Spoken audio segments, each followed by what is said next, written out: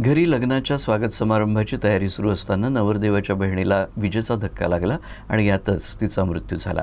ही हृदयद्रावक घटना नागभीड शहरात घडली।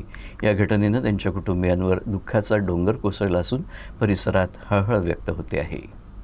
स्नेहा वरभे असं मृत महिलेचं नाव असून नागभीड येथील या महिलेचा भाऊ अक्षय कायरकर याचं लग्न रविवारी थाटात पार पडलं आणि सोमवारी नागभीड शहरात स्वागत समारंभाचा कार्यक्रम आयोजित करण्यात आला होता।